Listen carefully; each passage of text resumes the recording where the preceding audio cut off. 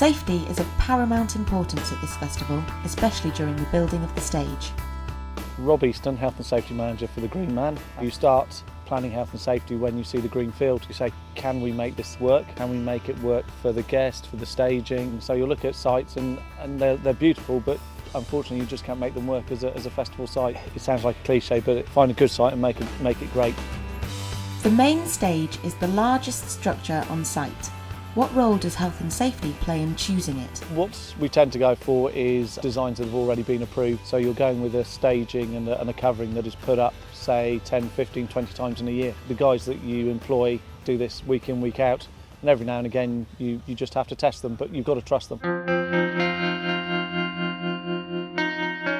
You do have issues on the stage. Obviously you've got a big lighting rig, you've got a lot of electrics on there. So again, you've got to have competent persons inspecting the lighting. Some sites will want to put on pyrotechnics, lasers, bangs, whistles, and we know the controls. And again, the people that are installing them now know what the law is and know what we're looking for. So you very rarely have to correct them on anything.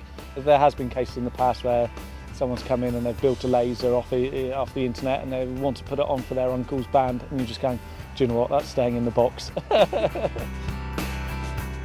One of the problems that we've got this year is we've moved the stage slightly, and you've got the feed that goes from the front of house mixing desk to the stage. Basically it's not where it should be because we've moved it, so we've got a big trip hazard there. So what we've done is, you can see we've put the gravel down, and that should be okay, but obviously we need to check it, and we'll keep an eye on it throughout the event.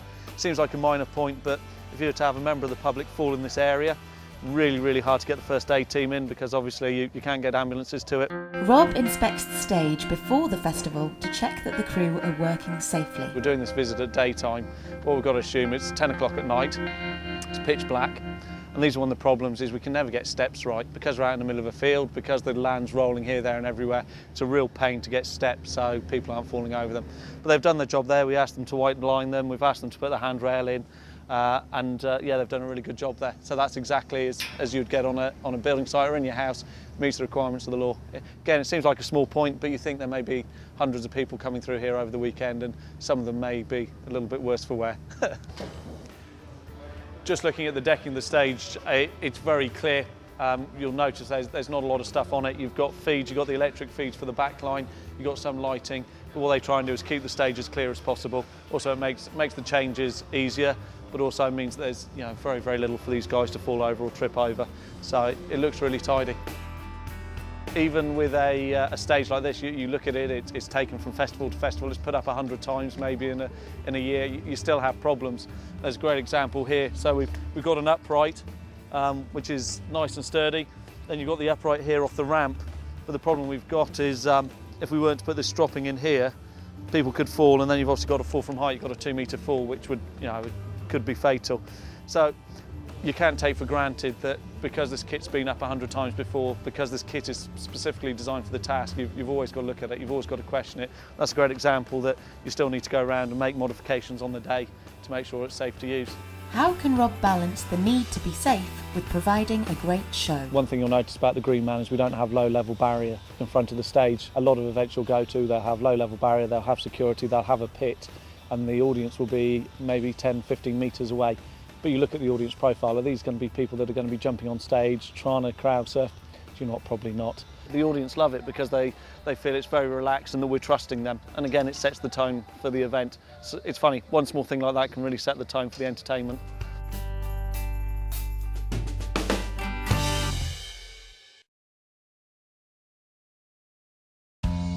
Another aspect of health and safety is controlling the levels of the sound. I'm Dave Stiles, I'm the noise consultant for the site. I implement the noise plan, so we have to make sure that the crowd aren't exposed to any dangerous levels of sound. As part of the licence conditions for the festival, we have to minimise noise nuisance.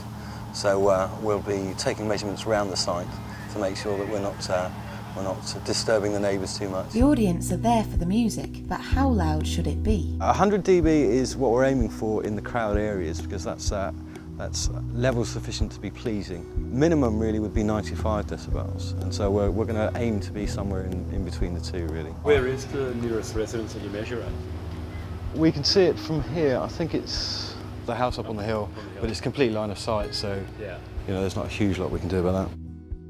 So we're taking a measurement at the nearest point of exposure for the audience and taking a measurement at the front of house mix position where the engineer stands, so that we can gauge what measurement up there means the levels we're trying to achieve down here. Dave asks them to fire up the system so he can check his levels.